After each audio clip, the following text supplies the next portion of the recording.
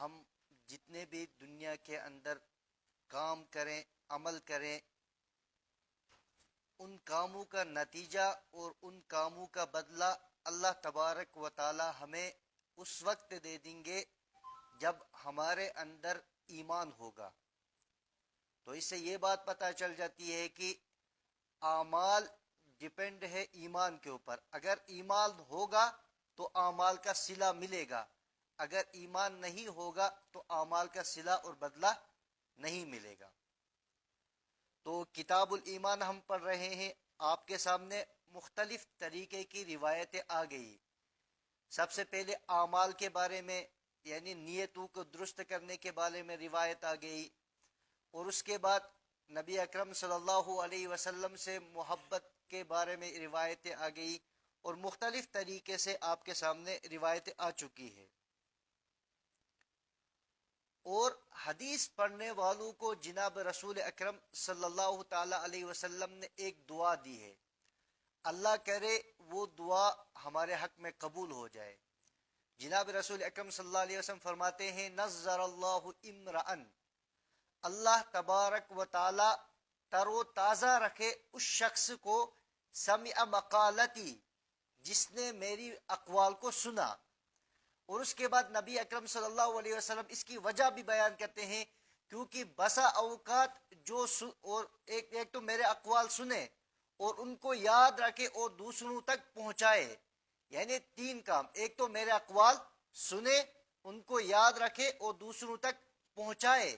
اور دوسروں تک پہنچانے کی وجہ رسول اکرم صلی اللہ علیہ وسلم بیان کرتے ہیں کہ بسا اوقات جو سننے والا ہوتا ہے وہ جس تک پہنچائے گا وہ اس سے زیادہ محفوظ کرنے والا ہوتا ہے۔ تو اس وجہ سے الحمدللہ حدیث پڑھ رہے ہیں اور رسول اکرم صلی اللہ علیہ وسلم کی اس دعا کے اندر ہم شریک ہیں۔ تو آج کی روایت، یہ روایت حضرت ابو ہریرہ رضی اللہ تعالی عنہ سے ہے۔ متن ہے وَأَنْ أَبِي هُرَيْرَةَ قال قال رسول اللہ صلی اللہ علیہ وسلم قال اللہ تعالی یوزینی ابن آدم یسب الدہر وانا الدہر بید الامر اقلب اللیل والنہار۔ آپ کے سامنے گزشتہ سبق میں بھی یہ آیا تھا کہ جب رسول اکرم صلی اللہ علیہ وسلم کسی بات کی نسبت اللہ کی طرف کریں گے تو وہ حدیث قدسی ہوتی ہے۔ تو یہ روایت بھی حدیث قدسی ہے۔ حدیث قدسی کے اندر الفاظ جناب رسول اکرم صلی اللہ علیہ وسلم کی طرف سے ہوتے ہیں اور معانی اللہ کی طرف سے ہوتے ہیں۔ اور حدیث قدسی کو اور دیگر حدیثوں کو کہتے ہیں وحی غیر مطلوع، اور قرآن کو کہتے ہیں وحی مطلوع، یعنی وہ وحی جس کی تلاوت کی جاتی ہے وہ ہے قرآن، اور وحی غیر مطلوع جس کی تلاوت نہیں کی جاتی وہ ہے احادیث۔ تو حدیث پاک میں جناب رسول اکرم صلی اللہ علیہ وسلم فرماتے ہیں، اللہ تبارک و تعالیٰ فرماتے ہیں کہ مجھے ابن آدم تکلیف پہنچاتا ہے۔ تو اب یہاں پر ایک مسئلہ ہے کہ کیا اللہ تبارک و تعالیٰ کو بھی تکلیف پہنچتی ہے؟ حالانکہ ہمارا عقیدہ یہ ہے کہ اللہ تبارک و تعالیٰ کو کوئی تکلیف نہیں پہنچتی۔ تو اس حدیث کا اگر ہم ظاہری مطلب مراد لیں گے تو اسے بظاہر یہ پتہ چل جاتا ہے کہ اللہ کو بھی تکلیف پہنچتی ہے۔ تو محدثین کہتے ہیں کہ یہ حدیث اپنے ظاہر پہ محمول نہیں ہے، بلکہ اس کا ایک اور مطلب ہے۔ اس کا مطلب یہ ہے کہ بسا اوقات انسان اللہ کی نافرمانیاں کرتا ہے، اللہ نے جن چیزوں سے اس کو منع کیا ہے وہی کام جب انسان کرتا ہے تو یہ اللہ کے عذاب کے کیا ہو جاتا ہے؟ مستحق ہو جاتا ہے۔ لیکن اللہ تبارک و تعالی اس کو عذاب نہیں دیتے ہیں، یعنی اللہ تبارک و تعالی اس کو فوراً جب کوئی بندہ گناہ کرے فوراً اس کو کیا ملنا چاہیے تھا؟ عذاب ملنا چاہیے تھا، لیکن اللہ تبارک و تعالی اسے عذاب نہیں دیتے۔ یہ حدیث اپنے ظاہر پہ نہیں ہے کہ اللہ کو تکلیف پہنچتی ہے۔ اور اس کی ایک وجہ رسول اکرم صلی اللہ علیہ وسلم فرماتے، اللہ فرماتے ہیں یسب الدہر، جو ابن آدم ہے یہ زمانے کو برا کہتا ہے، وانا الدہر، حالانکہ زمانہ میں ہی ہوں۔ یعنی زمانے کو برا کہنے سے اللہ تبارک و تعالیٰ نے منع کیا، یعنی زمانے کو برا مت کہو. تو محدثین کہتے ہیں وہ انا الدہر، اللہ کہتے ہیں زمانہ میں ہی ہوں. اس کا کیا مطلب؟ تو اس کے دو تین مطلب بیان کیے ہیں. پہلا مطلب یہ کہ وہ انا الدہر، زمانہ میں ہی ہوں. کہتے ہیں کہ دہر یہ اسماء حسنہ میں سے اللہ کا ایک نام ہے. دہر یہ اسماء حسنہ میں سے اللہ کا ایک نام ہے. اور دوسرا مطلب محدثین یہ بیان کرتے ہیں کہ کیونکہ زمانے کو بنانے والا فاعل یہ اللہ ہے، لہذا زمانے کے اندر جو کام ہوں گے وہ زمانے کی وجہ سے نہیں ہوتے بلکہ وہ فاعل کی وجہ سے ہوتے ہیں. اگر کوئی شخص زمانے کے کسی کام کو برا کہے گا وہ اس کے فاعل کو برا کہتا ہے، اسی وجہ سے اللہ نے منع کیا ہے. روایت کا ترجمہ حضرت ابو ہریرہ رضی اللہ تعالی عنہ فرماتے ہیں رسول اللہ صلی اللہ علیہ وسلم نے فرمایا کہ اللہ تبارک و تعالی نے فرمایا یوزینی ابن آدم، ابن آدم مجھے تکلیف پہنچاتا ہے. تکلیف پہنچانے سے مطلب جب یہ میرے نافرمانی کے کام کرتا ہے تو فوراً اس کو کیا آنی چاہیے تھی؟ پکڑ ہونی چاہیے تھی، لیکن اللہ تبارک و تعالیٰ فوراً پکڑ نہیں کرتے. تکلیف کا وہ ظاہری معنی مراد نہیں ہے، یعنی جس طرح ہم کسی کو تکلیف پہنچے اس کو تکلیف پہنچتی ہے، کیونکہ اللہ کے ساتھ ایسا کچھ نہیں ہے. ہم اللہ کو تکلیف نہیں پہنچاتے، اللہ کا کچھ نقصان نہیں کر سکتے. یہ حدیث اپنے ظاہر پہ نہیں ہے. یسب الدہر، وہ زمانے کو برا کہتا ہے. وہ انا الدہر، حالانکہ زمانہ میں ہی ہو. تو زمانے کے بارے میں بعض محدثین کہتے ہیں الدہر یہ اللہ کے ناموں میں سے ایک نام ہے، اور بعض کہتے ہیں کہ اللہ یہ جو دہر ہوتا ہے یہ کیونکہ اللہ فاعل ہے، دنیا کے اندر جو کام ہوں گے وہ کس کی طرف منسوب کیے جاتے؟ اس کے فاعل کی طرف منسوب کیے جاتے، بنانے والے کی طرف. اگر بندہ زمانے کو برا کہے گا گویا وہ کس کو برا کہہ رہا ہے؟ اللہ تبارک و تعالیٰ کو. اقلب اللیل والنہار، دن اور رات کو میں ہی بدلتا ہوں. اللہ فرماتے دن اور رات کو میں ہی بدلتا ہوں. دوسری روایت ہے وَأَنْ نبی موسیٰ الاشعری قال قال رسول اللہ صلی اللہ علیہ وسلم ما احد اصبر على اذى يسمعه من اللہ يدعو له الولد ثم يعافيهم ويرزقهم. ان دو روایتوں کا مفہوم قریب قریب ہے. یہ ابو موسیٰ اشعری رضی اللہ تعالیٰ عنہ فرماتے ہیں اللہ ما احد اصبر على اذى، کوئی شخص تکلیف پہ صبر کرنے والا نہیں ہوتا ہے، کوئی شخص تکلیف پہ صبر کرنے والا نہیں ہوتا ہے من اللہ، اللہ سے زیادہ. اللہ سے زیادہ تکلیف دہ کاموں پہ صبر کرنے والا کوئی نہیں ہوتا ہے. یدعون لہ الولد، آپ اللہ کے لیے بیٹا تجویز کرتے ہو. ثم یعافیہم، اس کے باوجود اللہ آپ کو معاف کرتے ہیں. ویرزقہم، اور آپ کو رزق دیتے ہیں. کیونکہ اللہ کے طرف کسی ایسے امر کی نسبت کرنا جو اللہ کی ذات کی کمی کا سبب بنے، کیونکہ جب ہم اللہ کی طرف بیٹے کی نسبت کریں گے تو اسے بہت ساری باتیں پیش آئیں گی. پہلے یہ کہ اللہ تبارک و تعالیٰ بیوی کے محتاج ہے، اور دوسری یہ کہ اللہ تبارک و تعالیٰ کیونکہ جو بیٹا ہوتا ہے وہ اپنے والد کیا بن جاتا ہے؟ سہارا بن جاتا ہے. گویا اللہ کو بیٹا ہے، اللہ کو سہارے کی ضرورت ہے. تو یہ تکلیف دہ بات ہے. اللہ کہتے ہیں جتنا بندے میری طرف تکلیف دہ باتوں کو منسوب کرتے ہیں اس کے باوجود میں کیا کرتا ہوں؟ صبر کرتا ہوں. صبر کا مطلب ایک یہ ہوتا ہے کہ ناپسندیدہ چیز سے اپنے آپ کو کیا کرنا؟ روکنا. تو اللہ صبر کرنے کا یعنی اللہ صبر کرتا ہے. صبر وہ شخص کرتا ہے جس کو اس کا بدلے کی امید ہو. اللہ کو کسی سے کسی بدلے کی امید نہیں ہے. تو اب یہ محدثین کہیں گے کہ یہ حدیث بھی اپنے ظاہر پہ نہیں ہے. تو صبر کا مطلب یہ ہے کہ جب کوئی بندہ اللہ کی طرف نامناسب بات منسوب کرتا ہے، ہونا یہ چاہیے تھا کہ اللہ اس کو فوراً کیا دے دے؟ عذاب دے دے. اللہ فرماتے ہیں یعافیہ، میں اس کو کیا کرتا ہوں؟ معاف کرتا ہوں. صبر کا مطلب معاف کرتا ہوں، یعنی معاف کرتا ہوں. ویرزقہم، اور میں اس کو کیا کرتا ہوں؟ رزق بھی دیتا ہوں.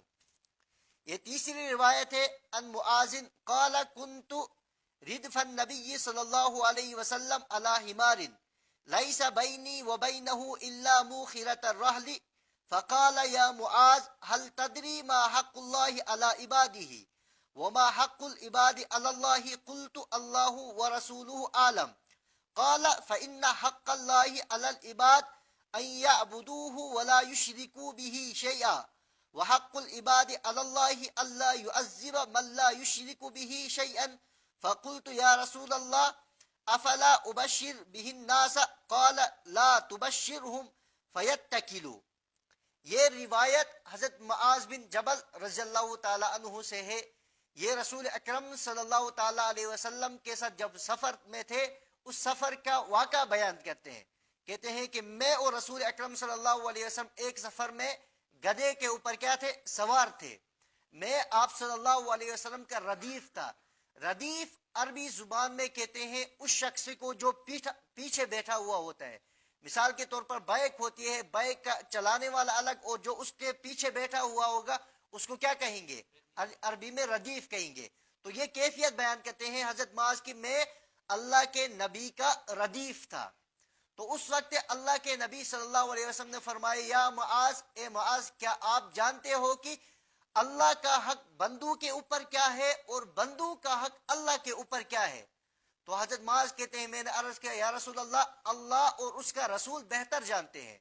تو اس وقت اللہ کے نبی نے فرمایا بندوں کا حق اللہ کے اوپر یہ ہے کہ بندے اللہ کے ساتھ کسی چیز کو شریک نہ ٹھہرائیں، اور اللہ کا حق بندوں کے اوپر یہ ہے کہ اللہ تبارک و تعالی اپنے بندوں کو عذاب نہ دے. تو جب یہ اللہ کے نبی نے فرمایا یعنی بندے کسی چیز کو اللہ کے ساتھ شریک نہ ٹھہرائیں، یہ ہے بندوں کا حق اللہ کے اوپر، اور اللہ کا حق بندوں کے اوپر یہ ہے کہ اللہ اپنے بندوں میں سے کسی کو عذاب نہ دے. تو حضرت معاذ کہتے ہیں جب اللہ کے نبی نے یہ فرمایا میں نے عرض کیا یا رسول اللہ کیا میں اس خوشخبری کو لوگوں کے سامنے جا کے بیان کروں؟ تو اللہ کے نبی نے فرمایا نہیں، آپ بیان نہ کریں، لوگ اسی کے اوپر کیا کریں گے؟ اکتفا کریں گے. تو یہاں پر ایک تو آ گیا حق. حق وہ ہوتا ہے جو کسی کے اوپر ادا کرنا لازم ہوتا ہے. تو اب مسئلہ یہ ہے کہ کیا اللہ کے اوپر اپنے بندوں کو عذاب نہ دینا یہ حق یعنی لازم ہے یا نہیں؟ اگر اللہ کے اوپر، حالانکہ اللہ کے اوپر کوئی چیز لازم نہیں ہے، یہ اہل سنت والجماعت اور ایک فرقہ گزرا ہے ان کے درمیان اختلافی مسئلہ ہے. وہ کہتے ہیں کہ جب بندہ نیک عمل کرے تو اللہ کے اوپر اب لازم ہے کہ ان کے نیک عمل کا کیا دے دے؟ ان کو بدلہ دے دے. لیکن اہل سنت والجماعت کہتے ہیں کہ اگر بندہ کوئی نیک عمل کرے اللہ کے اوپر لازم نہیں ہے کہ وہ اس کو اس کا بدلہ دے دے. ہاں اگر اللہ تبارک و تعالیٰ اس کو اس عمل کا بدلہ دیتے ہیں تو یہ کیا ہے؟ اللہ کا فضل ہے، اللہ کے اوپر لازم نہیں ہے. تو حدیث پاک میں آیا کہ جو شخص اللہ کے ساتھ کسی کو شریک نہ ٹھہرائے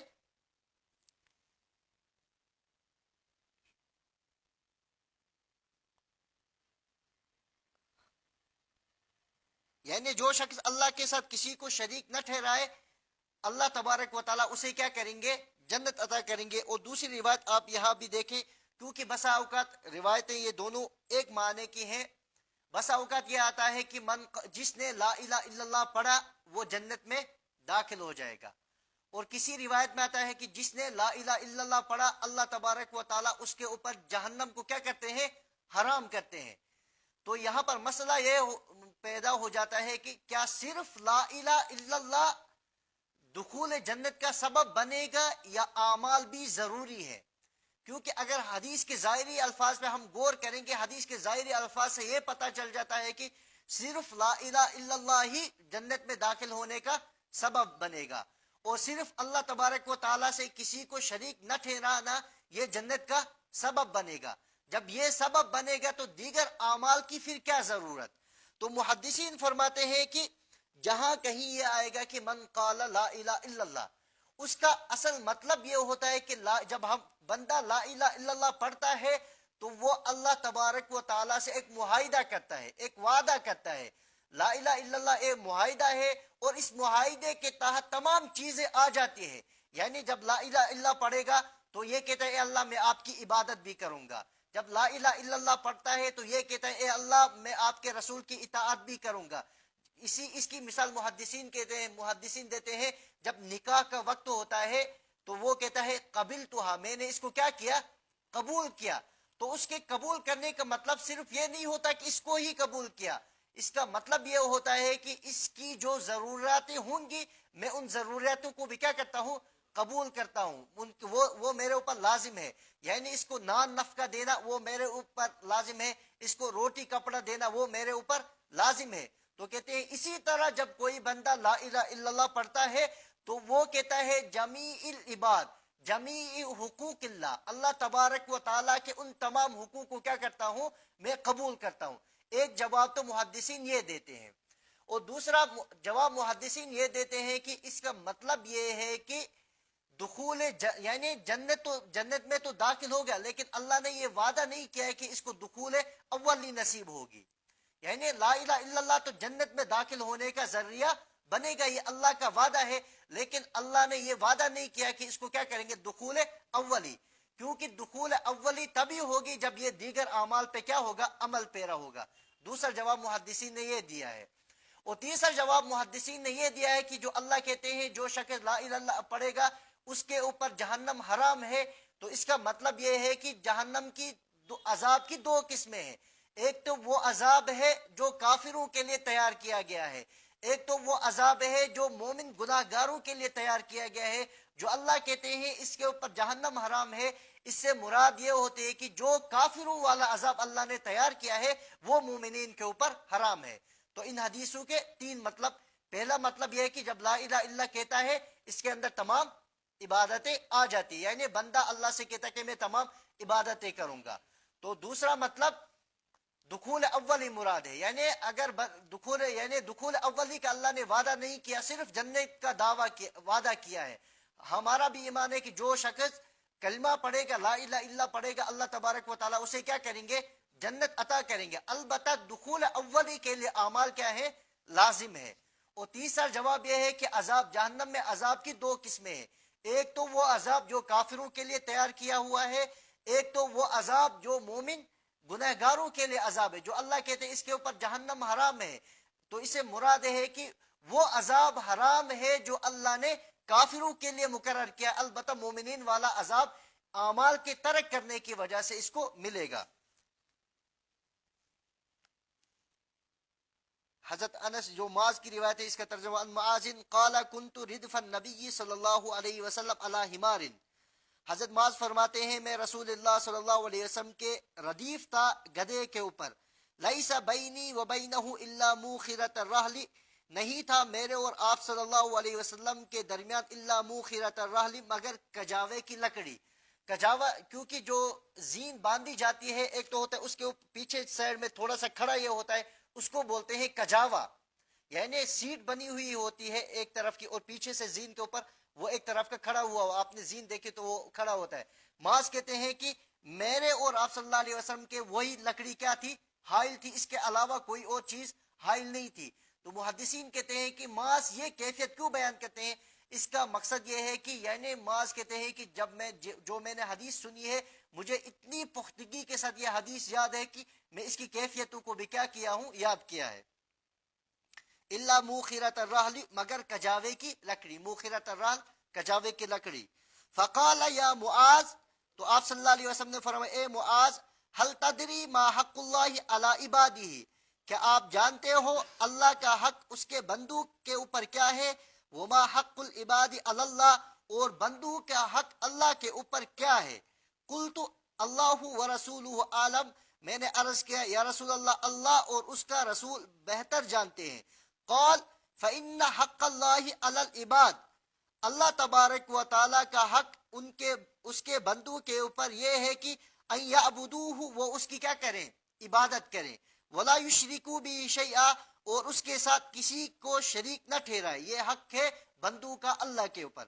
وحق اللہ علی العباد، اور اللہ کا حق اپنے بندوں کے اوپر یہ ہے کہ اللہ یعذب من لا یشرک بہ شیئا، کہ وہ اس شخص کو عذاب نہ دے جو اللہ کے ساتھ کسی شخص کو شریک نہ ٹھہراتا، یعنی جو شریک نہ ٹھہرائے اسے عذاب نہ دے۔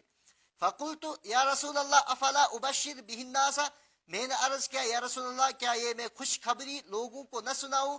قال لا تبشرہم، آپ یہ خبری لوگوں کو نہ سنائے، فیتکلوا، وہ کیا کریں گے؟ اسی کے اوپر بھروسہ کریں گے اسی کے اوپر، پھر اعمال نہیں کریں گے. یعنی اللہ نبی نے فرمایا تھا کہ جو اللہ کے ساتھ کسی کو شریک نہیں ٹھہرائے گا اسے کیا ملے گی؟ جنت ملے گی. تو معاذ خوشی سے کہنے لگے یا رسول اللہ میں لوگوں کو سناؤں. تو اللہ کے نبی نے فرمایا کہ کیونکہ لوگ ابھی ایمان میں آئے ہیں، یہ اعمال کو کیا کریں گے؟ ترک کریں گے، اعمال میں کوتاہی کریں گے، صرف اس کے اوپر کیا کریں گے؟ بھروسہ کریں گے. اور دوسری روایت ان انس ان النبی صلی اللہ علیہ وسلم و معاذ، یہ روایت حضرت انس اور حضرت معاذ رضی اللہ تعالی عنہ سے ہے. ردیفہ علی الرحل، ہم کجاوے کے اوپر سوار تھے. قال یا معاذ، یعنی پہلی روایت صرف حضرت معاذ کی تھی، تو یہ روایت کے الفاظ سیم ہی ہے، راوی یہاں دو آ جاتے ہیں، ایک تو حضرت معاذ کے ساتھ حضرت انس رضی اللہ تعالی عنہ. قال یا معاذ، اللہ کے نبی نے فرمایا اے معاذ. قال لبیک یا رسول اللہ وسعدیک، میں نے کہا لبیک وسعدیک یا رسول اللہ. پھر اللہ کے نبی نے فرمایا یا معاذ، پھر میں نے کہا لبیک وسعدیک. پھر اللہ کے نبی نے فرمایا یا معاذ، پھر میں نے کہا لبیک وسعدیک، یعنی 3 مرتبہ. اللہ کے نبی نے فرمایا یا سعد یا معاذ، تو حضرت معاذ کہتے ہیں لبیک وسعدیک. یہ الفاظ اللہ کے نبی نے 3 مرتبہ دہرائے، ثلاثا. قال ما من احد یشہد ان لا الہ الا اللہ وان محمد رسول اللہ صدقا من قلبہ، نہیں ہے کوئی شخص جو گواہی دیتا ہو کہ اللہ کے سوا کوئی معبود نہیں اور محمد صلی اللہ علیہ وسلم اللہ کے رسول ہیں، یعنی جو شخص سچے دل سے اس کی گواہی دے دے، الا حرم اللہ علی النار، اللہ تبارک و تعالی اس کے اوپر کیا کرتے ہیں؟ جہنم حرام کرتے ہیں. قال یا رسول اللہ افلا اخبر بها الناس، تو میں نے عرض کیا یا رسول اللہ کیا میں لوگوں کو اس کی خبر نہ دوں؟ پہلے کہا تھا کیا میں لوگوں کو اس کی بشارت نہ دوں؟ تو فیستبشروا، تو وہ کیا کریں گے؟ اس خوشی سے سرفراز ہو جائیں، خوش ہو جائیں گے. قال اذن یتکلوا، آپ اس کی خبر لوگوں کو نہ دے. تو راوی کہتے ہیں فاخبر بها معاذ عند موته، تو اس کی خبر حضرت معاذ رضی اللہ تعالی عنہ نے لوگوں کو اپنے موت کے وقت دی تھی. تو یہاں پر آیا یشہد ان لا الہ الا اللہ وان محمدن رسول اللہ صدقا من قلب الا حرم اللہ علی النار، اللہ تبارک و تعالیٰ اس کے اوپر جہنم حرام کرتے. اس کا مطلب آپ کے سامنے آ گیا. تو یہاں پر ایک اور بات بھی آ سکتی ہے کہ اللہ کے نبی نے کہا تھا کہ اے معاذ اس کی خبر آپ لوگوں کو نہ دے. تو یہ روایت ہم تک پہنچی کیسے؟ اللہ کے نبی نے جب انہیں منع کیا ہے تو انہوں نے پھر روایت کیوں کی؟ تو محدثین کہتے ہیں کہ جس وقت اللہ کے نبی نے منع کیا تھا اس وقت لوگ شروعات میں کیا ہو گئے تھے؟ شروع میں اسلام میں داخل ہو گئے تھے. تو اللہ کے نبی نے یہ سوچا کہ اگر شروعات میں ہی ان کو اس طرح کی خوشخبری دی جائے گی تو یہ کیا کریں گے؟ صرف اس کے اوپر بھروسہ کریں گے، اعمال کے اوپر توجہ نہیں دیں گے. لیکن جب ان کا ایمان کامل ہوتے گیا، اعمال پہ وہ کیا ہو گئے؟ پختے ہو گئے. تو حضرت معاذ رضی اللہ تعالی عنہ اپنے موت کے وقت اس کو کیا دیتے ہیں؟ اس کی خبر لوگوں کو سناتے ہیں کہ اللہ کے نبی نے یہ بھی فرمایا ہے. تو روایت کرنے والے فرماتے ہیں کہ حضرت معاذ نے اپنے موت کے وقت کیوں فرمایا؟ اگر وہ اس کو چھپاتے تو کیا گناہ حرج ہوتا؟ تو کہتے ہیں اللہ کے نبی نے فرمایا جو شخص دین کی کوئی بات چھپائے گا اللہ تبارک و تعالیٰ اسے کیا دے دیں گے؟ عذاب دے دیں گے. تو حضرت معاذ کے سامنے یہ روایت موجود تھی، تو اسی وقت اس گناہ سے، اس عذاب سے بچنے کے لیے حضرت معاذ نے آخری وقت میں، اپنے موت کے وقت میں لوگوں کو یہ روایت کیا کی ہے؟ بیان کی ہے. وہ تیسری روایت ہے وان ابی ذر قال اتیت النبی صلی اللہ علیہ وسلم، حضرت ابو ذر فرماتے ہیں میں رسول اللہ صلی اللہ علیہ وسلم کی خدمت میں حاضر ہوا.